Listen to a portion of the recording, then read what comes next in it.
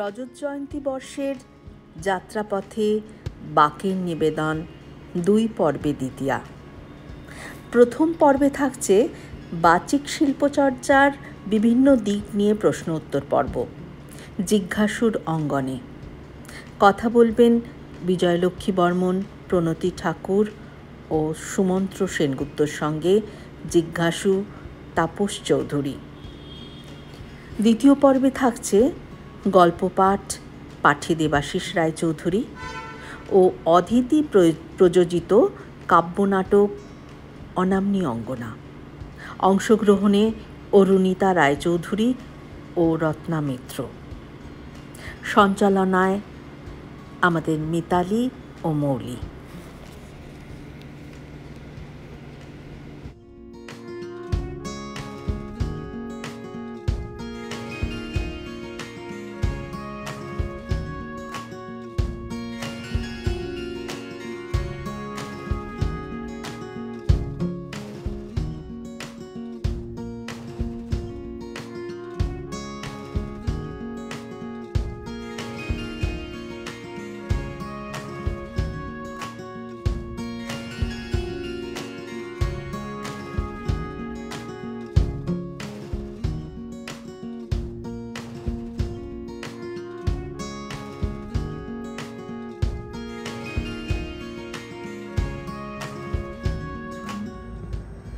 বাকের এত সুচারু পরিকল্পনা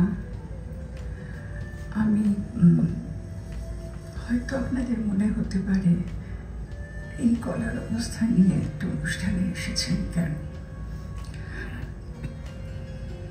লোভ সামলাতে পারলাম না। রত্নাদির ডাক, রত্না মিত্র বা আমাদের রত্নাদি এবং বাঘ দুটোই এমন একটি স্তরে নিজেদের উন্নীত করেছেন, রোজ করছেন আমাদের এই বাচনিক শিল্প জগতে, সেটি আমাদের কাছে অনুসরণযোগ্য। আমি শুধু এটুকুই বলি, আমার আন্তরিক শুভেচ্ছা, ভালোবাসা আর রত্নাদির জন্য আমার সশ্রদ্ধ প্রণাম।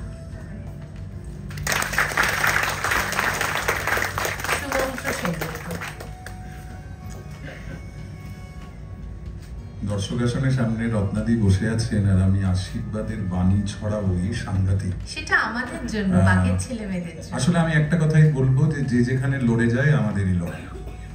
বাকের ছেলেমেয়েরা লড়ছে, আমরা শঙ্খমালা ছেলেমেয়েরা লড়ছি, যারা আবৃত্তি নিয়ে আছি তারা সবাই লড়ছি।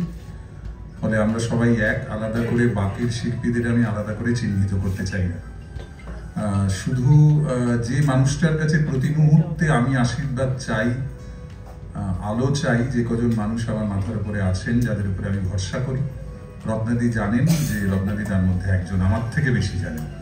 কারণ রাত বিরেত সকাল কখনো মনে হয় না রত্নাদিকে একটা হোয়াটসঅ্যাপে টেক্সট করে তারপরে বলবো আপনি কি ফাঁকা আছেন, একটু ফোন করুন। ফলে সেই মানুষটা আছেন, তার আশীর্বাদ নিয়ে আছি। বাকের ছেলেমেয়েরাও তার আশীর্বাদ পেয়েছেন।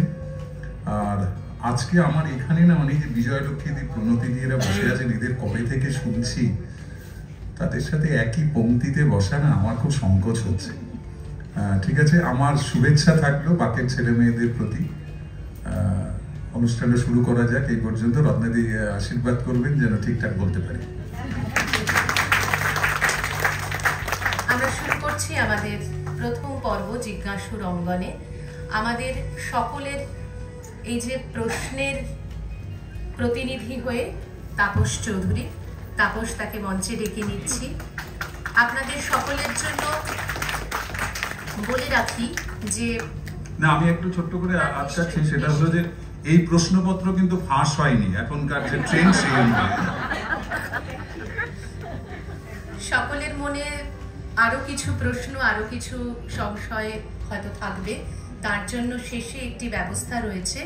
আপনাদের যাদের কাছে কাগজ রয়েছে তারা সেই কাগজে আপনাদের প্রশ্ন লিখে আমাদের মঞ্চের সামনে দিয়ে যেতে পারেন। আমরা তাপসদার হাতে আমরা সংগ্রহ করে নেব।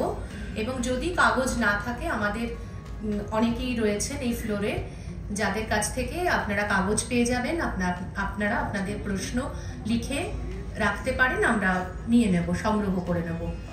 আর সকলের জন্য বলি যে আপনাদের যে ভীষণ প্রিয় মুঠোফোনটি রয়েছে তাকে এই সময়টুকু, এই জিজ্ঞাসুর অঙ্গনে আপনারা জানেন কারা এই জিজ্ঞাসার উত্তর দেবেন, এবং আমার প্রশ্ন কিন্তু একেবারেই শিক্ষার্থীর জায়গা থেকে, একজন বাচিক শিল্পের ছাত্রের জায়গা থেকে প্রশ্ন এই তিনজন মানুষের কাছে। ঠিক যে জায়গা থেকে আলোচনাটা শুরু করতে চাইছি, সুমন্ত্রদা, বিজয়লক্ষ্মীদি, প্রণতিদির কাছে। বাচিক শিল্প মানে অনেকগুলো বিষয়, আবৃত্তি, সঞ্চালনা, গল্প পাঠ, শ্রুতি অভিনয়, এমনকি সংবাদ পাঠ। এর মধ্যে বহু মানুষ আছেন এবং মঞ্চে যারা আছেন তারা তো অবশ্যই এর মধ্যে একের বেশি অঙ্গনে কাজ করছেন এখনো। সুমন্ত্রদা বাণী যেমন একদিকে জলস্রোত কথা কয়ের মতন একের বেশি প্রযোজনা, তেমনি কিন্তু রক্তকর্মের অভিনয়। প্রণতি দিয়ে আছেন, যদি বাংলার সংবাদ পাঠ এই জায়গায় একটা মানদণ্ড তৈরি করতে হয়, আমরা প্রণতি দিকে সামনে দেখি, সামনে রাখি। আবার সেই মানুষটি যখন মঞ্চে আবৃত্তি করছেন, শ্রুতি অভিনয় করছেন, সেখানেও তিনি অনন্যা। বিজয়লক্ষ্মীদি মঞ্চে যেমন দাবিয়ে অভিনয় করছেন, যখন আবৃত্তি করছেন, শ্রুতি অভিনয় করছেন, আমাদের কাছে এক একটা মাইলস্টোন তৈরি হচ্ছে। কিন্তু এই যে আলাদা আলাদা অঙ্গন বাচিক শিল্পের মধ্যে, প্রত্যেকটার তো একটা মাত্রা আছে। এক অঙ্গন থেকে আরেক অঙ্গনের একটা মাত্রাগত পার্থক্য আছে। যিনি এই একের বেশি অঙ্গনে কাজ করতে চাইছেন, এই মাত্রাগত পার্থক্য বা তারতম্য বা তার স্বাতন্ত্র্য, তাকে তিনি অনুশীলনের মধ্যে দিয়ে তৈরি করবেন কিভাবে? এই প্রশ্নটা কিন্তু আমার তিনজনের কাছে। আমি কি বিজয়লক্ষ্মীর কাছে প্রথমে যাব? হ্যাঁ, একটা কথা বলি, অনুশীলনের কথাটা পরে। আগে কিন্তু আমাদের বোঝার দরকার যে এই যে এতগুলি আলাদা আলাদা জায়গা আছে, আমরা ধরে নিচ্ছি আলাদা আলাদা খোপ আছে, তো প্রত্যেকটার মাঝখানে কিন্তু আজকালকার অফিসের মতন একটা পার্টিশন আছে। যিনি সেই ভাগটা বুঝতে পারেন, উপলব্ধি করতে পারেন, তিনি সেই ধরনের অনুশীলন করে নিজেকে তৈরি করতে পারেন। তা না হলে তার একাধিক জায়গায় চেষ্টা না করাই ভালো। প্রত্যেককেই বুঝতে হবে যে তার ক্ষমতার সীমাটা কত দূর, এবং তিনি আবৃত্তির সঙ্গে অভিনয়, অভিনয়ের সঙ্গে শ্রুতি অভিনয়, শ্রুতি অভিনয়ের সঙ্গে মঞ্চাভিনয়, মঞ্চাভিনয়ের সঙ্গে সংবাদ পাঠে, সংবাদ পাঠের সঙ্গে সঞ্চালনা, প্রত্যেকটির আলাদা আলাদা স্থান চিহ্নিত করতে পারছেন কিনা, এবং সেই প্রত্যেকটি স্থানকে আলাদা আলাদা জায়গা দিতে পারছেন কিনা, আলাদা আলাদা সম্মান দিতে পারছেন কিনা, এইটার উপরে অনেক কিছু নির্ভর করে। তারপরে যদি আমি বুঝি যে আমি এই তফাৎটা বুঝতে পারছি এবং আমি এক এক জায়গায় 2 চেষ্টা করতে পারি, 3, 4, 5 আমার হবে না, তাহলে আমি সেই দিকে নাই গেলাম। আমি জোর করে 5টা, 6টা, 7টা বিষয়েই সফল হব, এরকম একটা প্রতিজ্ঞা না করাই ভালো। কাছে যাবো আমি এই প্রশ্ন নিয়ে, কারণ যদি আপনি আবৃত্তি করছেন, ধরুন এই মুহূর্তে আপনার একটা কাজ ভীষণ ভালো লেগেছে, মানুষের ভানুমতি, আপনি যখন অভিনয় করছেন, উপস্থাপন করছেন মঞ্চে, যখন আবৃত্তি করছেন, ধরুন ভানুমতিতে এমন হতে পারতো আপনি মাইক্রোফোনের সামনে দাঁড়িয়ে শুধুমাত্র আবৃত্তি করলেন, কিন্তু আপনি তা করলেন না, আপনি একটা অন্য আঙ্গিক ব্যবহার করলেন, সেখানেও আবার একটা মাত্রাগত পার্থক্য হয়ে গেল। এটাকে আপনি ভাবলেন কি করে বা তৈরি করলেন কি করে? আমার কাজের মধ্যে যেহেতু আবৃত্তিটাই মুখ্য, সেজন্য বলা যেতে পারে যে একটা শিলমোহর আমার পিঠে পড়ে গেছে। প্রণতি মিত্র মুস্তাফি বা প্রণতি ঠাকুর আবৃত্তি করেন, কারণ সেভাবেই আমাকে মানুষ চেনেন দীর্ঘদিনে এই কাজের সুবাদে। তো যেটি জানেন না সেটি হলো আমাদের বাড়িতে নাটকের একটা বাতাবরণ ছিল, মানে আমার মামার বাড়িতে। কানু বন্দ্যোপাধ্যায়, অনুরাগ দেবরাজ রায়ের মা, গীতা দে, দীপান্বিত না, আমি বলছি দীপান্বিতা রায়, তাছাড়া গীতা দে, হ্যাঁ হ্যাঁ, থ্যাংক ইউ। তারপর মিতা চট্টোপাধ্যায়, এদের রিহার্সাল দেখতে দেখতে আমি বড় হয়েছি এবং থিয়েটারটা আমার একটা মজ্জায় কোথাও ছিল। সেভাবে সুযোগ হয়নি, মানে আমাকে মঞ্চে অভিনয় করতে দেওয়ার মতন আমার বাড়ি থেকে সে সম্মতি দেওয়া হয়নি। আকাশবাণীতে আমি নাটক করেছি এবং দীর্ঘদিন ধরে নাটক করেছি, সেটা তো কণ্ঠাভিনয়। কুমার রায়, শ্রদ্ধেয় কুমার রায় মহাশয় একবার এমেরিটাস প্রডিউসার হিসেবে একটি নাটক প্রযোজনা করেছিলেন। সেই নাটকে আমি তখন প্রণতি মিত্র মুস্তাফি, আমার নাম ছিল, সেই নাটকে আমার একটি অংশ ছিল। খুব স্বাভাবিক, প্রণতি মিত্র মুস্তাফি তো আবৃত্তি করে।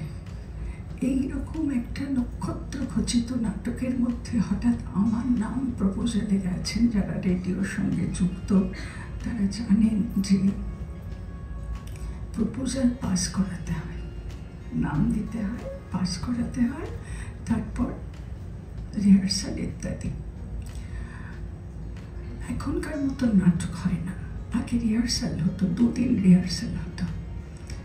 কুমার রায় যেদিন আমাদের প্রথম পড়াচ্ছেন প্রত্যেকটি চরিত্র, স্বাধীনতা দিয়েছিলেন যে আপনারা পড়ুন।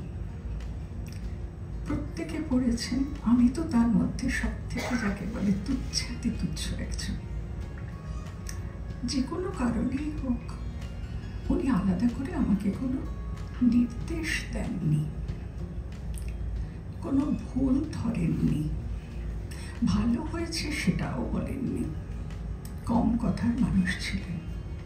নাটকের পরে আমি যখন, যেটা সাউন্ড কনসোল রুম, সেখানে গিয়ে আমি জাস্ট দাঁড়িয়ে আছি বেশ ভয়ে ভয়ে, উনি তখন একবার আমার দিকে তাকিয়ে বললেন, সব ঠিক আছে।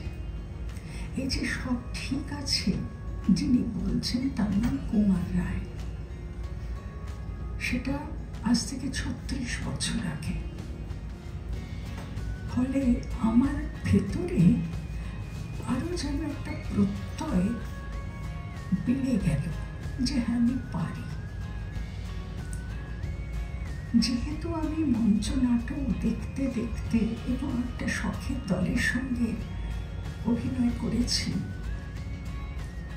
খুব সিরিয়াস নাটক করেছি আমরা। আমার এটা কিন্তু পাঠ করারই কথা ছিল। দেবেশ ঠাকুর আমাকে পাঠিয়েছিলেন পাঠের জন্যই। আমার হঠাৎ মনে হলো, আচ্ছা একটু চেষ্টা করি না, দেখি। যদিও বয়সটা অনেকটা বেড়ে গেছে, শরীর সেই রকম তো সচল নেই, স্টেজে অত মুভমেন্ট করা, অত কিছু, কিন্তু চেষ্টা করেছি। ফলে এই যে বিভিন্ন অঙ্গনের কাজ, সেই কাজটা চললে কিন্তু কোথাও একটা মেধা শুধু নয়, সেটা হচ্ছে বোধের ব্যাপার থাকে। বোধ না থাকলে যেমন আবৃত্তিও হয় না, গল্প পাঠও হয় না, শ্রুতি অভিনয় হয় না। শিক্ষক ব্যাকরণ শেখাতে পারেন, ছন্দ শেখাতে পারেন, বোধটা দিতে পারেন না। বোধটা যার কম সেটাকে ওই ছুরি কাঁচিতে শান দেওয়ার মতো শান দিয়ে দিতে পারেন। ফলে আমি একটা বলতে পারা যায় নিজের সঙ্গে একটা চ্যালেঞ্জ করলাম যে দেখি তো কি হয়। আমাকে কেউ পরিচালনা করার জন্য আমি কাউকে পাইনি, সময় পাইনি। এবারে আমি করেছিলাম, মানুষের ভালো লেগেছে, কিন্তু আমি তৃপ্ত নই। কেন তৃপ্ত নই? আমার মনে হয়েছে অনেক স্কোপ আছে, আমাকে নিজেকে তৈরি করতে হবে। তবে আমি যেটা করতে পারি না, প্রণতি ঠাকুরকে দিয়ে অভিনয় হবে না, সেটা কিন্তু কেউ বলেনি। তার মানে বোঝা গেল যে কোথাও একটা লুকিয়ে ছিল, দেরিতে হলেও সেটা প্রকাশ পেয়েছে। আর যে কথাটা প্রশ্নের মধ্যে, তোমার প্রশ্নের মধ্যে ছিল যে একজন মানুষ এতগুলো কাজ তার করতে ইচ্ছে করছে, কেউ করছে। প্রখ্যাত চিকিৎসক ডাক্তার শান্তনু বন্দ্যোপাধ্যায় একটা ওয়ার্কশপে বলেছিলেন, এবং একজন বিখ্যাত সঙ্গীত শিল্পীকে বলেছিলেন, আমি নাম বলছি না, বলেছিলেন আমাদের ব্রেনের ফ্রন্টাল লোব, যেটা রাইট ফ্রন্টাল লোব, আমাদের চালনা করে কি আমাদের শৈল্পিক দিকটা, আমরা কতটা পারবো কতটা পারবো না, সেটা কিন্তু এই frontal lobe, right frontal lobe ঠিক করে দেয়। আমি গাইতে পারবো, আমি কবিতা বলবো, আমি সব কিছুতে এক্সেল করা যায় না। কোনো কিছু নিজেকে বুঝতে হয়। আসলে কি আমরা এখন নিজেকে খুব কম বোঝার চেষ্টা করি, নিজেকে কোষ্ঠী পাথরে একটু ঘষতে হয়, দেখতে হয়। সেই জন্য মনে হয় সব কিছু না করে যেটা দুটো তিনটের মধ্যে, সবটাই তো বাচনিক শিল্প, কিন্তু তারই মধ্যে যেটাতে আমি বুঝবো যে আমি পারছি, কারোর কথাই নয়, কারণ ভালো কথা বলার মতন মানুষ সারাক্ষণ আছে, ঠিক ভুলটা ঠিক মতন ধরিয়ে দেওয়া, যাকে বলে মানে খুব কনস্ট্রাকটিভ ক্রিটিসিজম, সেইটা খুব দরকার। সুতরাং ও করছে, আমি পারছি না, এই হীনমন্যতায় ভোগার কোনো প্রয়োজন নেই। সব করতে হবে, কে বলেছে? যতটুকু হচ্ছে ততটুকুই হোক। ধন্যবাদ দিদি, খুব গুরুত্বপূর্ণ একটা শব্দ দিলাম, বোধটা দরকার। একই প্রশ্ন নিয়ে সুমন্তদার কাছে। দাদা, প্রথম কথা যে এতগুলো মাধ্যমে, সবকটা মাধ্যমে আমি কাজ করিনি, কারণ আমার মনে হয়েছে যে এতগুলো মাধ্যমে আমি কাজ করার উপযুক্ত মানুষ নই। সংবাদ পাঠ যদি শিল্পেরই একটা ধারা হয়, তাহলে আমি অল ইন্ডিয়া রেডিওতে 8 বছর বাংলা সংবাদ পাঠক হিসেবে যুক্ত ছিলাম। তার আগে বেশ 10 বছর মতো ঘোষকের ভূমিকায় ছিলাম। তাছাড়া আবৃত্তিটাই প্রধানত করেছি, সঞ্চালনার কাজ করিনি বললেই হয়। আর হ্যাঁ, একটা ওই রক্তকরবী, যেটা যদি শ্রুতি নাটক বলা হয়, তাহলে সেখানে অভিনয় করেছি। কিন্তু আমার প্রথম, দ্বিতীয়, তৃতীয়, চতুর্থ ভালোবাসা, অন্বেষণ আমার আবৃত্তি শিল্পকে ঘিরে। এবং অনেক সময় মনে হয় যে অন্য কাজগুলো বোধহয় আমার অনধিকার চর্চা, কারণ আমি বিশ্বাস করি প্রত্যেকটা মাধ্যমে আলাদা আলাদা করে শিক্ষিত হতে হয়। আমি সংবাদ পাঠক হিসেবে, প্রণতিদি বসে আছেন, আমরা একসঙ্গে অল ইন্ডিয়া রেডিও আকাশবাণীতে একসঙ্গে একই ইয়ারের অডিশনে অ্যাপ্রুভড হয়েছিলাম। তখন যারা সংবাদ পড়তেন তাদের কারোর সঙ্গে আমার কোনো ব্যক্তিগত যোগাযোগ ছিল না, ফলে তাদের কাছে গিয়ে কোনো রকমভাবে কীভাবে সংবাদ পড়তে হয়, খালি রেডিও, তখন আমাদের ছোট, মানে ওই সময়টা রেডিও তো খুবই তখন জনপ্রিয় ছিল, এতগুলো মাধ্যম তৈরি হয়নি, দূরদর্শনের এতগুলো মাধ্যম তৈরি হয়নি, এতগুলো চ্যানেল, সেগুলো খুব শুনতাম। দেবদুলাল বন্দ্যোপাধ্যায়ের খবর পড়া শুনেছি ছোটবেলা থেকে, তরুণ চক্রবর্তী শুনেছি। খালি মনে হয়েছিল যে সংবাদ পাঠক সেরকমই হতে হবে, যে আমাকে দেখা যাচ্ছে না, আমি খবরটা বলছি, খুব গুরুত্বপূর্ণ কিছু খবর দেশের খবর, রাজ্যের খবর, আন্তর্জাতিক স্তরের খবর, সেটা মানুষ যেন শোনেন। তাহলে আমার কণ্ঠস্বরের প্রয়োগ, আমার জ্যোতিচিহ্ন, আমার সঠিক শব্দের উপরে গুরুত্ব দেওয়া এবং একটি ব্যক্তিত্ব তৈরি করা কণ্ঠস্বরে, এটা খুব জরুরি। এক্ষেত্রে আমার একটা ছোট্ট গল্পের কথা মনে পড়ে যে কিভাবে মানুষ এগুলো ভুলে যায়। আমি কিরকম ভুলে গেছিলাম, যার জন্য সংবাদ পড়তে গিয়ে তিরস্কৃত হয়েছি জয়েন্ট ডিরেক্টর নিউজের কাছে। সেটা হলো যে সেই সময় না খুব খেলা পাগল ছিলাম এবং ফুটবলে সাংঘাতিকভাবে ইস্ট বেঙ্গলের সমর্থক ছিলাম। যে কোনো সময় খেলা দেখতে যেতাম, এমনকি র্যাম্পারে দাঁড়িয়ে খেলা দেখেছি। তো একদিন এরকম নিউজ আছে, সেদিনকে ইস্ট বেঙ্গল মোহনবাগানের খেলা, সেদিনকে ইস্ট বেঙ্গল 2-1 গোলে মোহনবাগানকে হারিয়ে দেয়। স্থানীয় সংবাদ পড়তে গেছি। সবচেয়ে মুশকিল, প্রতিদিরা চেনেন শঙ্কর দাশগুপ্ত, যখন আমাদের এডিটার ছিলেন, নিউজ এডিটার, শঙ্কর দা মোহনবাগানের সমর্থক ছিলেন। তা আমি খবরটা বলতে গিয়ে আমি বোধহয় কোথাও আমার খবর পড়ার মধ্যে কোথাও একটা উল্লাস নাকি উনি বুঝেছিলেন যে ইস্ট বেঙ্গল জয়ী হয়েছে বলে সংবাদ পাঠক ইস্ট বেঙ্গলের সমর্থক, এটা বোঝা যাচ্ছে, একজন লিসনার বুঝতে পারবেন। আমি খবরটা পড়ে আসার পরে শঙ্করদা যার পরনে আমাকে তিরস্কার করে বলেছিলেন যে এটা একজন সংবাদ পাঠকের কাজ নয়, সংবাদ পাঠককে নির্লিপ্ত থাকতে হবে। এবং বকেছিল, শঙ্করদা কিরকম বকতে পারেন তার বোধহয় তুমি জানো কিছুটা। আমার একটু মনটা খারাপ হয়েছিল। পরে একজন আমাকে হাত ধরে নিউজ রুমের বাইরে ডেকে বললো, আসলে শঙ্করদা মোহনবাগানের সাপোর্টার, তো তাই জন্য তোকে এরকম বলেছে। আসলে বিষয়টা শঙ্করদা যেটা বলেছিলেন সেটাই কিন্তু কাহিনী। তুমি যখন নিউজ পড়বে তোমাকে তখন নির্লিপ্ত থাকতে হবে। এইগুলোই করতে করতে শিখেছি। কিন্তু আবারও বলি, আমার যাবতীয় অন্বেষণ, যাবতীয় পরশ পাথরের খোঁজ একমাত্র আবৃত্তি শিল্পকে ঘিরে। ফলে আমি অন্য শিল্প সম্পর্কে আমার যাতায়াতের কথা, আমার শিক্ষার কথা আমি খুব একটা বলতে পারবো না। যেটুকু শুনলাম, মানে বারবার শুনছি, শুধুমাত্র প্রশ্নের উত্তর নয়, আমরা বিভিন্ন হয় এবং সেই ভিন্ন ভিন্ন মাধ্যমের প্রতি যদি পূর্ণ মর্যাদা দিতে পারি, তাহলে কিন্তু বোঝবার চেষ্টা করব যে এর থেকে ওর তফাৎটা কি। একজন আবৃত্তিকার যখন এমনকি একটা কাহিনী কবিতাও বলছেন, তার বলার ধরন আর তার সঙ্গে মঞ্চে একজনের অভিনয়ের ধরন, এটা তখন যেভাবে তিনি কথা বলছেন, শুধু তাই নয়, মঞ্চে যখন 2জন 3জন 4জন অভিনেতা আছেন একই সঙ্গে, তখন একজন কথা বলার পর অপরজন তার প্রতিক্রিয়ায় একটা কথা বলছেন এবং তখন বাকিদের মুখ কিন্তু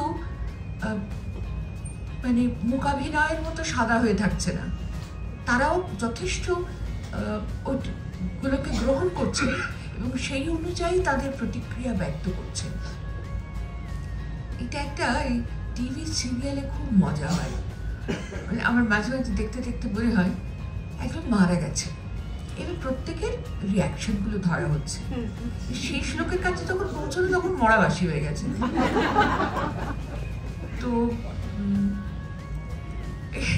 কিন্তু মঞ্চে তো সেটা হয় না, মঞ্চে তো সবটাই একদম তাৎক্ষণিক। তো সেই তাৎক্ষণিক প্রতিক্রিয়া দেওয়া, অর্থাৎ নিজেকে সব সময়ে ওই পুরো ঘটনাটার সঙ্গে অন্বিত রাখা, এটা যদি একজন অভিনেতা বুঝতে না পারেন, তাহলে কিন্তু তার অভিনয় করা খুব মুশকিল। তাকে প্রথম থেকে বুঝতে হবে তিনি কোন নাটকে অভিনয় করছেন, তার বার্তা কি, তিনি যে চরিত্র অভিনয় করছেন নাটকের মধ্যে তার জায়গা কতটুকু, এবং এই সমস্তটা মিলিয়ে নাট্য চলনটা তিনি কেমনভাবে দেখছেন। তবে কিন্তু তার চরিত্র হয়ে ওঠাটা সম্ভব হবে। হ্যাঁ, তখন অবশ্যই কিছু উচ্চারণের উপর নিশ্চয়ই তিনি একেবারে খুব ভুল উচ্চারণ করবেন না, কিন্তু অনেক সময় হয় যে হয়তো একটা কথা মাঝপথে ছেড়ে দেওয়া হলো, বাক্যটা পূর্ণ করা হলো না, সেটা তো আবৃত্তির ক্ষেত্রে কখনোই সম্ভব নয়। তো সেরকমভাবে বাচনভঙ্গির একটা তফাৎ থাকে, সেটা মেনে নিলে এবং মানিয়ে নিলে সম্ভব। এই প্রশ্নের উত্তর হয় অবশ্যই এটা মস্ত বড় একটা সুযোগ করে দিয়েছে অনেকেরই আত্মপ্রকাশে, কিন্তু মুশকিল হচ্ছে বারে বারে এবং কি বলবো, অনেকের কাছে এগুলো শুনতে শুনতে আর দেখতে দেখতে আমরা যারা কেবলই শ্রোতা বা দর্শক, আমাদের ভালো মন্দের বোধটা গুলিয়ে যাচ্ছে। কাউকে দেখছি, আমি শুনছি তিনি একদম ভালো বলছেন না, অথচ আমি দেখছি যে সেটা ভিউয়ারশিপ হচ্ছে 16 মিলিয়ন। না না, তার দেখছেন ওটার নিচে সুমন্ত্র লিখছে যে অসাধারণ, সকালবেলাটা পরিবর্তন হয়ে গেল আবৃত্তিটা, শুনি কি সুমন্ত্র এটা লিখেছে, এটা তো দেখছে। সুধায়, হ্যাঁ দিদি কিছু বলবেন? হ্যাঁ, না তোমার কথা হয়ে গেছে না, আর তো না ঠিক আছে, এই তো কথা। সত্যি কথা, এটাই কথা। না, এটা তো প্রচারের যুগ, সোশ্যাল মিডিয়া তো এই জন্যেই প্রচারের যুগ, আত্মপ্রচারের যুগ। এখানে তো কোনো লক্ষণ রেখা টানা যাবে না, কারোর উপরে তো কোনো এরকম নিয়ম চাপানো যাবে না যে ভাই আপনি কবিতাটা ভালো বলেন না, এত মিউজিক দিয়ে এত ভিডিও দিয়ে আপনি আপলোড করলেন, আপনার টাকা পয়সা আছে, আপনি ভিউয়ারশিপ কিনলেন, সবই হলো, কিন্তু হলোটা কি শেষ পর্যন্ত? মানুষের কাছে আপনি কতটা গ্রহণযোগ্য? আমার অভিজ্ঞতা হচ্ছে অসাধারণ সব রিভিউ কেনা যেত একটা সময়, এখনো কেনা যায়। শুধু কেনা যাবে কেন, আমি লিখে দিয়ে পাঠিয়ে দেবো, ছাপা হবে। তো সুতরাং আমার কথা হচ্ছে রিভিউ কেনা যায়, কয়েক লক্ষ মিলিয়ন, মানে কয়েক লক্ষ লাইক কমেন্ট ইউটিউবে হয়, জনমানসে তার গ্রহণযোগ্যতাটা সারা মাসে সে কটি ভালো বলবো না, ভালো অনুষ্ঠান, ভালো মন্দ বলে কিছু নেই, কটি অনুষ্ঠান সে করতে পারছে, মানুষ চাইছে, without any secretary, without any agent, কটা অনুষ্ঠানের ডাক সে পাচ্ছে, এবং সেখানে গিয়ে সে নিজেকে প্রমাণ করছে। আর এই ব্যাপারটা সোশ্যাল মিডিয়ার ভালো খারাপ যে কোনো জিনিসে আছে। আমি আমার কাছে যারা আসেন আমি এই কথাটা বলি, শোনো, কিন্তু ওইটাই মানদণ্ড করো না। মানদণ্ড যদি করতে হয় তাহলে যাদেরটা শুনে আমরা বড় হয়েছি, যেমন বারে বারে এই কাজী সব্যসাচীর কথা আসছে, কাজী সব্যসাচীর শুধু আবৃত্তি শুনেছি তা নয়, কাজী সব্যসাচীর সঙ্গে স্টেজ শেয়ার করেছি, মেঘনাদ বধ কাব্যপাঠ গৌরীদির উপমার ব্যানারে হয়েছিল। সুতরাং সেই মানুষটিকে মানে এইরকম দূরত্বে বসে রিহার্সাল করেছে দিনের পর দিন বাণী ঠাকুরের বাড়িতে। কাজী সব্যসাচী একজন, কাজী সব্যসাচীকে মানদণ্ড করলে তার চুলটা উড়ে গেল কি উড়লো না সেইটা দেখে যদি এখন কোনো পুরুষ মানুষেরও ঝাঁকড়া চুল রাখতে আরম্ভ করে, সে কিন্তু কাজী সব্যসাচী হবে না। সেই যে একসময় বলা হতো না যে শক্তি চট্টোপাধ্যায় দেখে সব কবিরা ভয়ানক মদ্যপান শুরু করলে, সত্যি হওয়া যাবে। শুধু তাই না, সত্যিটা যেভাবে কবিতা বলতেন সেইভাবে কোনো কবি সেইভাবে উচ্চারণটা করতে শুরু করলেন। ওইসব করে তো শক্তি চট্টোপাধ্যায় হওয়া যায় না। জয় গোস্বামী তাহলে এত ক্লাসিক্যাল কনসার্ট কেন শোনেন? ক্লাসিক্যাল মিউজিকের তিনি একজন সমজদার, তিনি আবার সেই রকম উচ্চ স্তরের একজন কবি। তার কারণ কবিতা, চিত্রশিল্প, গান, নাটক সব কিন্তু ওই বেঁধে বেঁধে রয়েছে, কোনোটার সঙ্গে কোনোটা আলাদা নয়। যে কারণে জয় গোস্বামীর কাছে বসে আমরা কিন্তু রাগিনী সম্পর্কে জানতে পারি। তার কারণ হচ্ছে তিনি শুধু ওই ডুভারলেন বা নেওটিয়ার বাড়িতে শোনার জন্য যান না, তিনি ব্যাপারটা বোঝেন, তিনি আমন্ত্রিত হন। সুতরাং শিল্প চর্চা করতে গেলে মনটা খুলে রাখতে হবে, মনের জানালা খুলে রাখতে হবে। আসুক বাতাস আসুক, কিন্তু ঝড়ের সঙ্গে ধুলো বালি মেশানো পাতাও যদি মনের মধ্যে ঢুকে যায় তাহলে কিন্তু মুশকিল। বিশ্বে তখন ঝাড় দিতে হবে। আমাদের দর্শকদের প্রশ্নে যাওয়ার আগে আমার একটি প্রশ্ন আছে, যে 8 জন এখনো পাঠিয়েছেন, আমরা একটা প্রশ্ন এক একটা প্রশ্ন এক একজনের কাছে যাব। আমাদের লক্ষ্য হচ্ছে 7:30টার মধ্যে যদি আমরা এই পর্বটা শেষ করি আর কি। তো আবৃত্তি নিয়ে নানান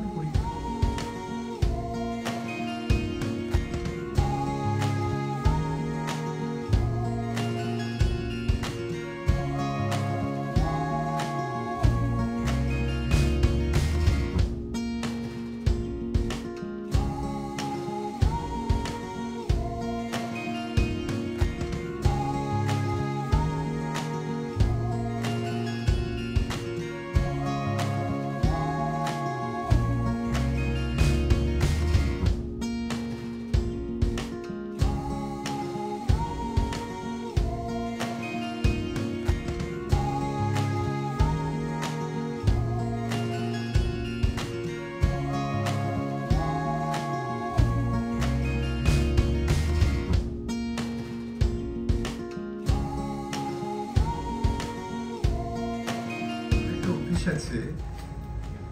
আমি ঠিক করে গেলাম যে 5টা নাটক আজকে হবে একাডেমি অফ ফাইন আর্টসে, সকাল থেকে শুরু হবে।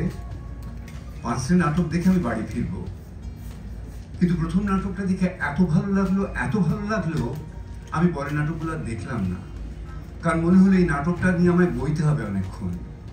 এই প্রথম পর্বে যে আলোচনা হলো, যে অসাধারণ আলোচনা হলো, আমি আর পাচ্ছি না আমি আপনাদের কাছে কি বলবো, কি পড়বো, কারণ আমার মনে হচ্ছে আমি বাড়ি চলে যাই, কারণ এটা নিয়ে আমি আজকে রাতটা কাটাই এরকম গুণী মানুষদের কথা শুনতে শুনতে।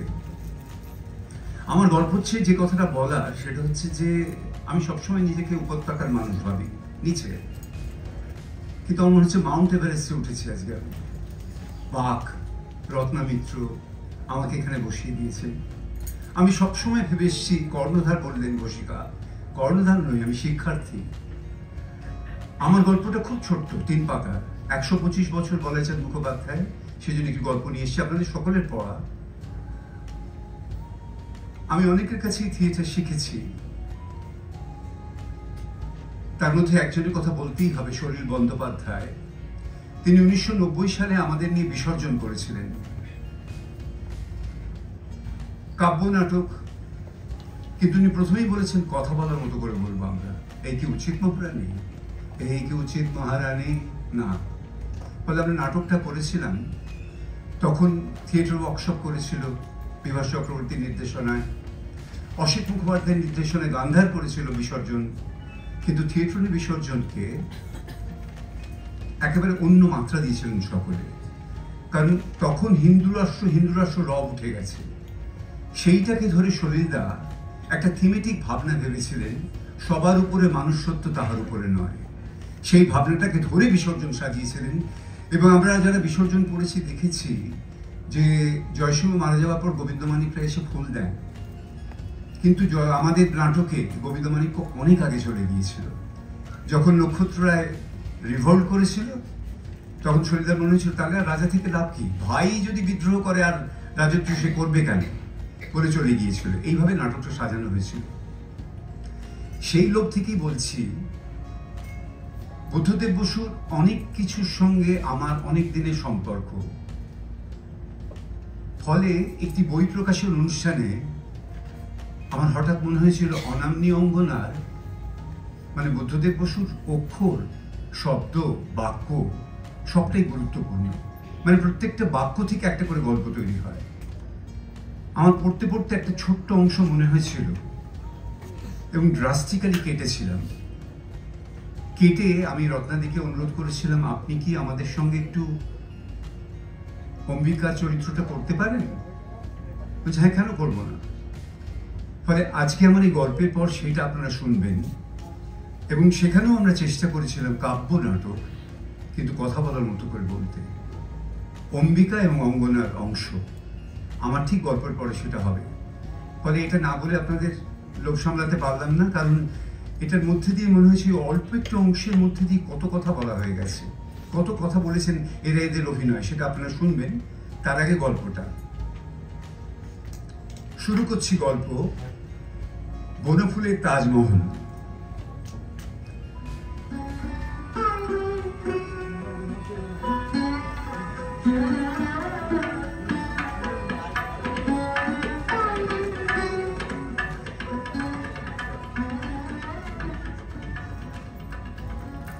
প্রথম যখন আগ্রা গিয়েছিলাম,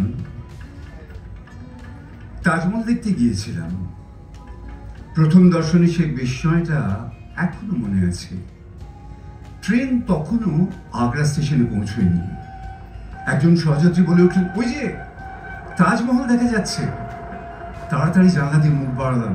ওই যে দূর থেকে দিনের আলোয় তাজমহল দেখে দমে গেলাম। চুনকাম করা সাধারণ একটা মসজিদের মতো ওই তাজমহল, তবু নির্নিমেষে চেয়ে রইলাম। হাজার হোক তাজমহল, শাহজাহানের তাজমহল, চুনকাম করা সাধারণ মসজিদের মতো তাজমহল দেখতে দেখতে মিলিয়ে গেল। পূর্ণিমার পরদিন, তখনও চাঁদ ওঠেনি। জ্যোৎস্নার পূর্বাভাস দেখা দিয়েছে পূর্ব দিগন্তে। সেই দিন সন্ধ্যার পর দ্বিতীয়বার দর্শন করতে গেলাম তাজমহলকে। অনুভূতিটা স্পষ্ট মনে আছে এখনো। গেট পেরিয়ে ভেতরে ঢুকতেই অস্ফুট মর্মর ধ্বনি কানে এলো। ঝাউবিথি থেকে নয়, মনে হলো যেন সুদূর অতীত থেকে। মর্মর ধ্বনি নয়, যেন চাপা কান্না। ঈষৎ আলোকিত অন্ধকারে পুঞ্জীভূত তমিশ্রার মতো স্তূপীকৃত ওইটি কি তাজমহল? ধীরে ধীরে অগ্রসর হতে লাগলাম। মিনার, মিনারেট, গম্বুজ স্পষ্টতর হতে লাগলো ক্রমশ। শুভ্র আভাসও ফুটে বেরোতে লাগলো অন্ধকার ভেদ করে। তারপর অকস্মাৎ আবির্ভূত হলো, সমস্ত মুহূর্ত হয়ে উঠল যেন সহসা বিস্মিত চেতনা পটে। চাঁদ উঠল, জ্যোৎস্নার স্বচ্ছ ওড়নায় অঙ্গ ঢেকে রাজরাজেশ্বরী শাহজাহান মহিষী মমতাজের স্বপ্নই অভ্যর্থনা করে যেন আমাকে সে স্বয়ং মুগ্ধ দৃষ্টিতে নির্বাক হয়েছে রইলাম। তারপরে অনেক দিন কেটেছে। অন্ধকারে, জ্যোৎস্নালোকে, সন্ধ্যায়, উষায়, শীত, গ্রীষ্ম, বর্ষায়, শরতে বহু রূপে দেখেছি তারপর তাজমহলকে। এতবার যে আর চোখে লাগে না, চোখে পড়েই না, পাশ দিয়ে গেলেও নয়। তাজমহলের পাশ দিয়ে প্রায় যাতায়াত করতে হয় আজকাল। আগ্রার কাছেই এক দাতব্য চিকিৎসালয়ে ডাক্তার হয়ে এসেছি আমি। তাজমহল সম্বন্ধে আর কোনো মোহ নেই। একদিন কিন্তু গোড়া থেকে শুনুন তাহলে। সেদিন আউটডোর সেরে বারান্দা থেকে নামছি, এক বৃদ্ধ মুসলমান গেট দিয়ে ঢুকলো। পিঠে প্রকাণ্ড একটা ঝুড়ি বাঁধা, ঝুড়ি ভারে মেরুদণ্ডটা বেঁকে গেছে বেচারি। ভাবলাম কোনো মেওয়ালা বুঝি। ঝুড়ি নামাতে কিন্তু দেখতে পেলাম ঝুড়ির ভেতর মেওয়া নয়, বোরখা পরা মহিলা বসে আছে একটি। বৃদ্ধের চেহারা অনেকটা বাউলের মতো, আলখাল্লা পরা, থপথপে সাদা দাড়ি। এগিয়ে এসে আমাকে সালাম করে চোস উর্দু ভাষায় বললে, নিজের বেগমকে পিঠে করে বয়ে এনেছে, সে আমাকে দেখাতে বলবে। নিতান্ত গরিব সে, আমাকে বাড়ি নিয়ে গিয়ে ফি দিয়ে দেখাবার সামর্থ্য তার নেই। আমি যদি মেহরবানি করে কাছে যেতেই দুর্গন্ধ পেলাম একটা। হাসপাতালের ভিতরে গিয়ে বোরখা খুলতেই আপত্তি করেছিল সে ঢের। ব্যাপারটা বোঝা গেল। ক্যান্সার মরিস, মুখে আধখানা পচে গেছে, ডান দিকের গালটা নেই, দাঁতগুলো বিভৎসভাবে বেরিয়ে পড়েছে। দুর্গন্ধ কাছে কারণ তার না। দূর থেকে পিঠে করে বয়ে এনে রোগীর চিকিৎসা চলে না। আমার ইন্ডোরও জায়গা নেই তখন। অগত হাসপাতালে বারান্দাতেই থাকতে বললাম। বারান্দাতেও কিন্তু রাখা গেল না শেষ পর্যন্ত। ভীষণ দুর্গন্ধ। অন্যান্য রোগীরা আপত্তি করতে লাগলো। কম্পাউন্ডার, ড্রেসার, এমনকি ম্যাথর পর্যন্ত কাছে যেতে রাজি হলো না। বৃদ্ধ কিন্তু নির্বিকার, দিবারাত্রি সেবা করে চলেছে। সকলের আপত্তি দেখে সরাতে হলো বারান্দা থেকে। হাসপাতালের কাছে একটা বড় গাছ ছিল, তারই তলায় থাকতে বললাম। তাই থাকতে লাগলো। হাসপাতাল থেকে রোজ ওষুধ নিয়ে যেত, আমি মাঝে মাঝে গিয়ে ইনজেকশন দিয়ে আসতাম। এভাবেই চলছিল। একদিন মুষলধারে বৃষ্টি নামলো। আমি কল থেকে ফিরছি, হঠাৎ চোখে পড়লো বুড়ো দাঁড়িয়ে ভিজছে। একটা চাদরের দুটো খুঁট গাছের ডালে বেঁধেছে, আর দুটো ফুট নিচে দুহাতে ধরে দাঁড়িয়ে আছে। চাদরের তলায় রয়েছে বেগম সাহেব। নির্বিকার ভাবে দাঁড়িয়ে ভিজছে লোকটা। এগিয়ে গেলাম। সামান্য চাদরের আচ্ছাদনের মুঠোধারা আটকায় না। বেগম সাহেব দেখলেন আপাদমস্তক ভিজে গেছে, কাঁপছে ঠকঠক করে। আধখানা মুখে বিভৎস হাসি, জলে গা পড়ে যাচ্ছে। বললাম, হাসপাতালে বারান্দাতে নিয়ে চলো আপাতত। বৃদ্ধ হঠাৎ প্রশ্ন করলে, এর বাঁচবার কি কোনো আশা আছে হুজুর? সত্যি কথা বলতে হলো। না। বুড়ো চুপ করে দাঁড়িয়ে রইল। আমি চলে এলাম। পরদিন দেখি গাছতলা খালি, কেউ নেই। আরো কয়েকদিন পরে, সেদিনও কল থেকে ফিরছি, একটা মাঠের ভিতর দিয়ে আস্তে আস্তে বুড়োকে দেখতে পেলাম। কি যেন করছে বসে বসে, ঝাঁঝা করছে দুপুরের রোদ। কি করছে বুড়ো ওখানে? মাঠের মাঝখানে মুমূর্ষু বেগমকে নিয়ে বিব্রত হয়ে পড়েছে নাকি? এগিয়ে গেলাম। কতগুলো ভাঙা ইট আর কাদা নিয়ে বুড়ো কি যেন গাঁথছে। কি হচ্ছে এখানে মিয়া সাহেব? বৃদ্ধ সসম্ভ্রমে উঠে দাঁড়িয়ে ঝুঁকে সেলাম করলে আমাকে। বেগমের কবর গাঁথছি হুজুর। কবর? হ্যাঁ হুজুর। চুপ করে বসে রইলাম। খানিকক্ষণ অস্বস্তিকর নীরবতার পর জিজ্ঞাসা করলাম, তুমি থাকো কোথায়? আগ্রার আশেপাশে ভিক্ষে করে বেড়ায় গরিব বর্বর। দেখিনি তো কখনো তোমাকে। কি নাম তোমার? ফকির শাহজাহান। নির্বাক হয়ে দাঁড়িয়ে রইলাম।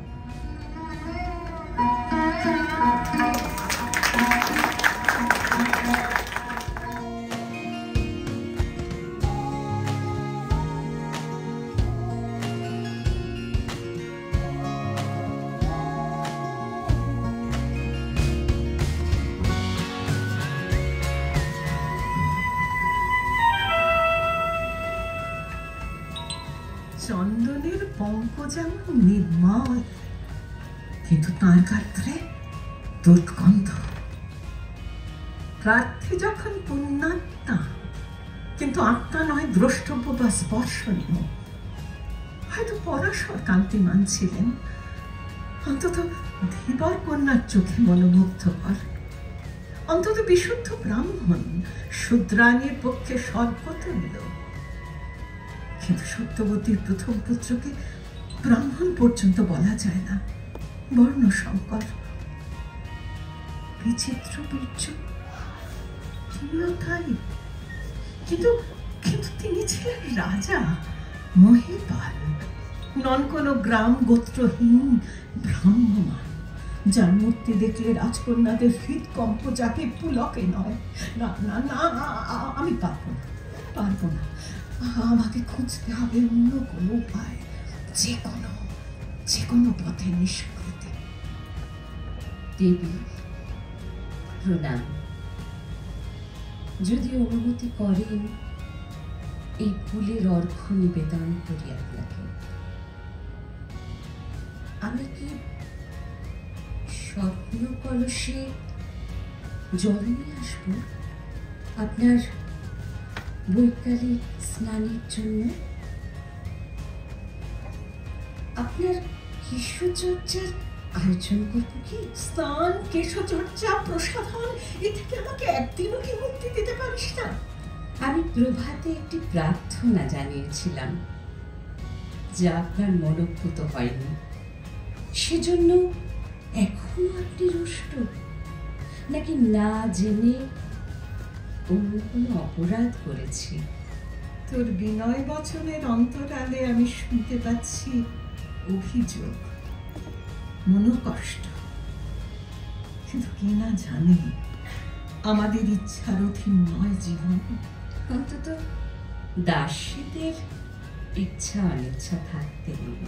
দাসী বলে দুঃখিত তুই অঙ্গনা? জানিস না আরো কত কঠিন শৃঙ্খলে আমি রানী, বন্দিনী। আপনি আমাকে পরিহাসের যোগ্য ভাবেন, আমি সম্মানিত। অমনা, আমি পারি, আমি পারি তোকে মহত্তর সম্মান দিতে, অচিন্ত, অতুলনীয়, যদি নেবার মতো সাহস থাকে তোর। দেবী, অঙ্গনা, অঙ্গনা তুই সুশ্রী। দেবী, আমি সুশ্রী অঙ্গনা। রাজপুরীতে অন্য কোনো দাসী নেই তোর মতো প্রিয়দর্শিনী। বিধাতা তোকে দিনের বৃত্তি দিয়েছেন, কিন্তু তোর মতো সংহত যৌবনা আমার কোনো সুখেও নয়। আপনি কর্ত্রী, যা বলবেন তাই আমার মান্য, কিন্তু উত্তর দেবার অধিকার যদি থাকতো তবে বলতাম, আপনার চিত্ত আজ কোনো কারণে বিভ্রান্ত। আমি অনুমতি দিচ্ছি, তোর চিন্তার সঙ্গে বাক্যের ব্যবধান ঘুচিয়ে দে, মিলিয়ে দে উক্তি আর আকাঙ্ক্ষা। আমার আকাঙ্ক্ষা আপনি জানেন না? হ্যাঁ, এক তন্তুবায় পুত্র, এক ঘনিষ্ঠ কুটির, এই তো স্বপ্ন, এটুকু মাত্র। আপনার পক্ষে এইটুকু মাত্র, আর আমার যা উচ্চাসার চরম, আমাকে তা ধীরে ধীরে ভুলতে হবে। না না, ভুলতে হবে না অঙ্গনা, যদি সম্পূর্ণভাবে বাধ্য হতে পারিস। শোন, সংক্ষেপে বলি, তুই জানিস আমাদের সাম্প্রতিক মর্মবেদনা। আমি আর আমার ভগ্নী অম্বালিকা দুজনেই বিকল পুত্রের জন্ম দিয়েছি এক নিয়োগপ্রাপ্ত পুরুষের ঔরসে, কিন্তু পূর্ণ স্বাস্থ্যবান পুত্র না হলে সিংহাসন শূন্য থাকে। তাই আবার আহত হয়েছেন ব্যাসদেব, আবার আমাকে আজ্ঞা দিয়েছেন সত্যবতী। আমি চাই আজ রাত্রির দ্বিতীয় জানে অন্ধকারে তুই থাকবি আমার শয্যায়, আমারই বসনে ভূষণে বাসর যোগ্যা, আমারই মাল্য চন্ধনের সুঘ্রাণ, সেই তীব্র পুরুষের অভ্যর্থনার জন্য। তুই সম্মত? আমি চিরকাল জেনেছি সেই বিবাহ কলঙ্কিত বধূ যেখানে পূর্ব ব্যবহৃতা, আর আমার কাম্য দাসিত্ব থেকে মুক্তি আর মন্ত্রপুত বিবাহের বন্ধন। আমি চাই আমার স্বামীকে আমার প্রথম পুষ্পাঞ্জলি দিতে। ভাগ্যে যদি স্বামী লাভ ঘটে কখনো, খাত্রধর্মে ভিন্ন হতে পারে, কিন্তু আমরা ক্ষুদ্র, এই নিয়মের বশবর্তী। কোন ঋষি যাকে স্পর্শ করেন অঙ্গনা, সেই নারী থাকে নির্দোষ, নির্মল, কলঙ্ক রহিত, হোক কুমারী, সধবা বা ভর্তৃহীনা। সেই সংযোগ জলচিহ্নের মতো বিলীন হয়ে যায় মুহূর্তে। সেই নারী ফিরে পায় তার পূর্বাবস্থা, যেমন সিক্ত বস্ত্র শুষ্ক হয়ে যায় রৌদ্রে।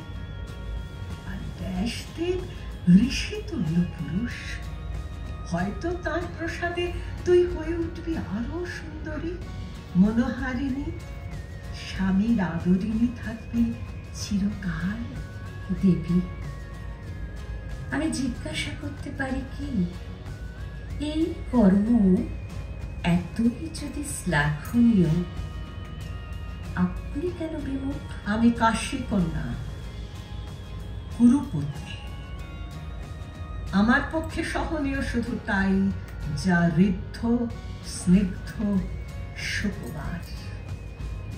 কিন্তু তুই শূদ্রাণী, রুক্ষ শ্রমে অভ্যস্ত, রানী জাতি ক্লিষ্ট, তোর পক্ষে তা মনজ্ঞ হতে পারে, এবং পুণ্যার্জনের আশাতীত উপায়।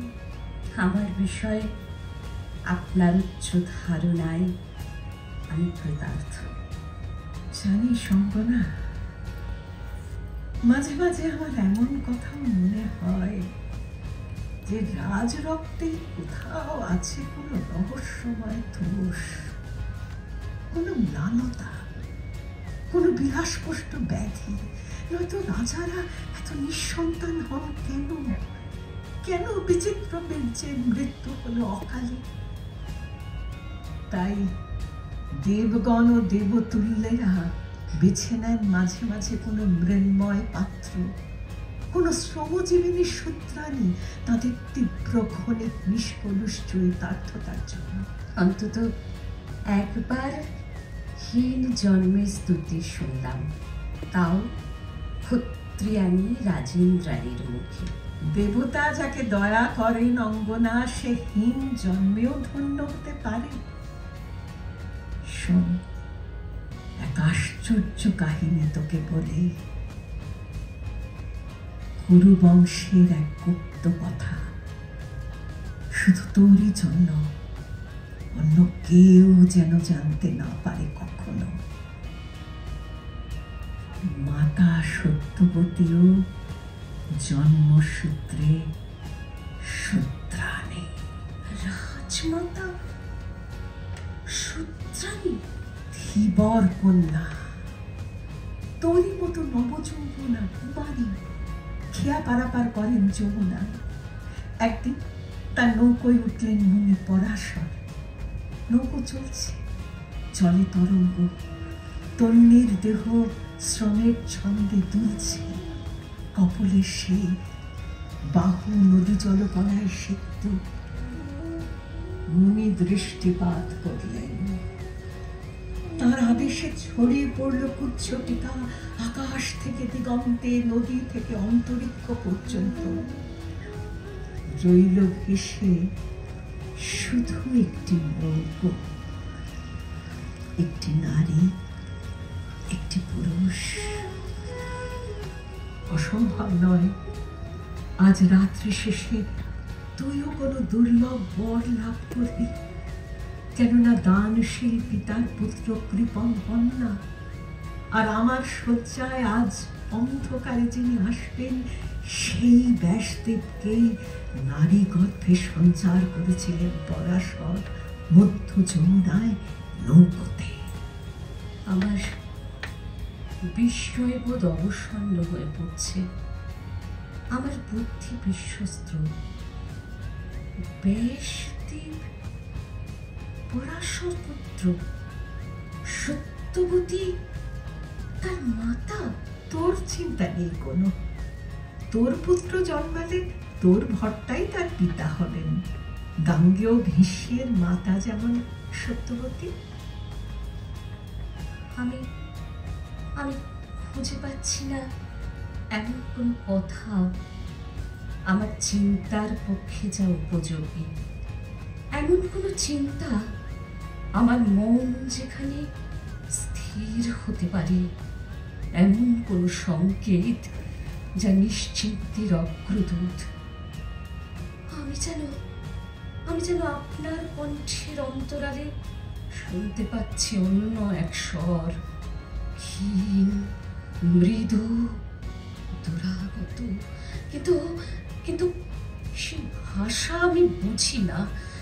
যেন যেন কানে কানে বলে যাচ্ছে আমাকে, শুধু এক রাত্রি নয়, আমার সমস্ত জীবন এতে জড়িত। আমার জীবন যা এতদিন আমারই সীমায় বদ্ধ ছিল। মৃৎ পাত্রের মধ্যে যেমন তণ্ডুল, এখন তা আমাকে অতিক্রম করে যেতে চাইছে। রন্ধনকালীন অন্নকে ছেড়ে বাষ্প যেমন মধ্যে উঠে যায়, আমি যেন দাঁড়িয়ে আছি এক যবনিকার সামনে, যার অন্যদিকে বিস্তীর্ণ এক নাটক রচিত হচ্ছে ধীরে ধীরে অগোচরে।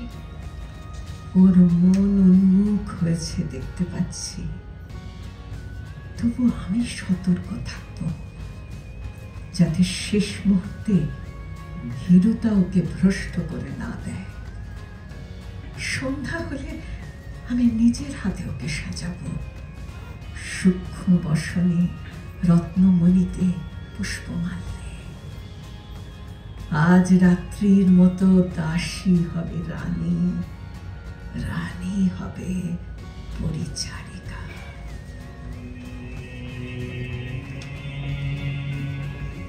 সিঁড়ির শেষ ধাপে উপবিষ্ট হলো অঙ্গনা। তারপর ধীরে ধীরে উঠে দাঁড়ালো অঙ্গনা।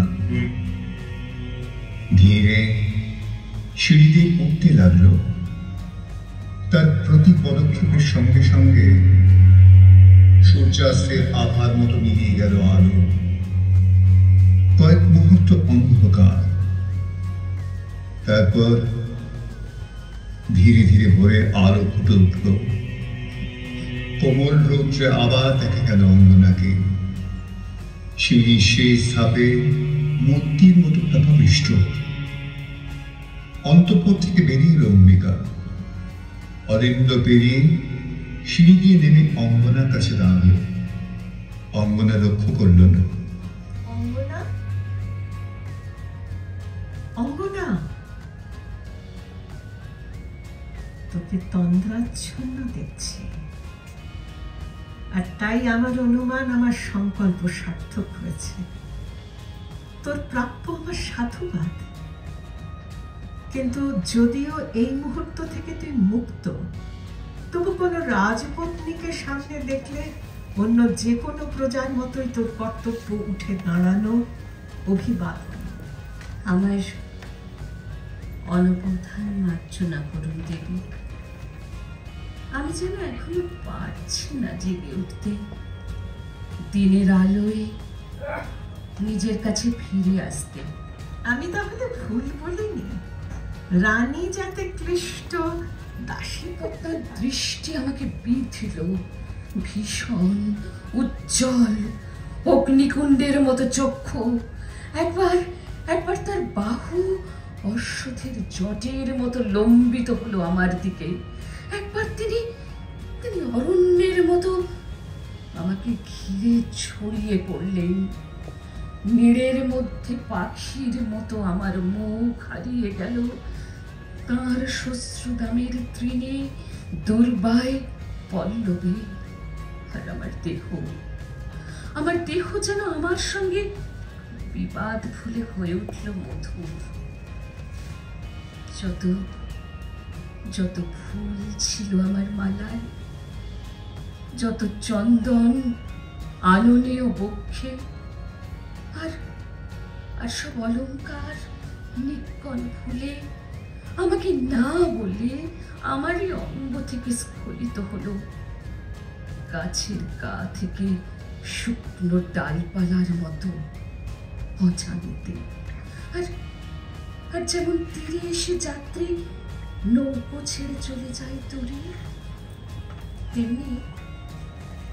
তেমনি আমার দেহ থেকে বেশ বাস বিচ্যুত হয়ে রইল পড়ে, যেন তারার আলোয় পরিত্যক্ত এক স্রোতস্বিনী, যার উপর দিয়ে সেতুর মতো আনত হলেন সেই দিনের বর্ণপুরুষ। তোর ভাষা যুক্তির সীমা ছাড়িয়ে যাচ্ছে, যেন কোনো কল্পনায় তুই আবিষ্ট। ঋষির কিছুটা ভক্ত হয়ে পড়েছিস, তাই কি? আমার তাতে কিছু এসে যায় না অবশ্য, কিন্তু তোর ভবিষ্যতের নির্ভর এখনো সেই তন্তুবায় পুত্র, মনে রাখিস। বা তারই মতো অন্য কোনো যুবক। স্বপ্নেও ভাবিস না ব্যাসদেবকে তুই আবার কখনো দেখবি। তিনি কোনো সম্বোধন করেছিলেন তোকে? কোনো সম্ভাষণ? আমি জানি না, সে কি বাইরে বাতাসের শব্দ, পল্লবের মর্মর, না কোনো নিশাচর পাখি উড়ে যেতে যেতে একটি দীর্ঘ নির্ঘোষে বলে গিয়েছিল, রাজবধূর ছদ্মবেশে রাজপত্নীর শয্যায় নারী। তুমি কি বলতে চাস তিনি প্রতারণা বুঝতে পেরেও রুষ্ট হননি? হেলা করেননি তোকে? বলছিস তোর মুখের দিকে তিনি তাকিয়েছিলেন, তার ললাট কুঞ্চিত হয়নি? অন্ধকার, আমার দৃষ্টি ছিল অস্পষ্ট, যদি কিছু দেখে থাকি, তার রেখাঙ্কিত এক মুখমণ্ডল, পরতে পরতে কুঞ্চিত, যেন কর্ষিত বীজপূর্ণ ধান্যক্ষেত্র বা প্রাচীন কোনো বৃক্ষের কাণ্ড, কালো চিহ্নে সংকেতময়। তবু একটি হাসি, একটি মুহূর্ত খসে পড়ল সেই মুখ থেকে আমার অন্তঃকরণে, আমার অন্তর থেকে নিঃসৃত হয়ে তার সর্বাঙ্গে মিলিয়ে গেল। আর কোনো দূরত্ব রইল না। হাসি, সেই ভীষণ গম্ভীর তপস্বীর মুখে হাসি। তিনি কি যাবার আগে কোনো বর দিলেন তোকে? কোনো বর? না দেবে, আমার কিছু মনে পড়ে না। কিছুই না? একবার ফিরেও তাকালেন না তোর দিকে? কার দিকে তাকাবেন?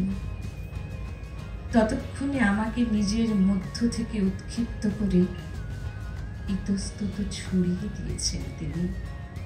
বিরাট, ভারী, অপরিমেয়, প্রায় অসহ্য।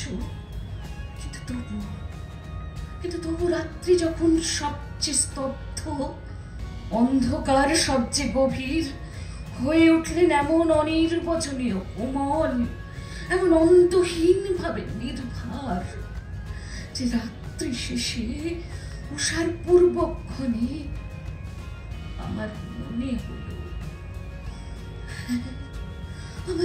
আমার মনে হলো শুধু তার নিঃশ্বাসের ফুৎকারে আমি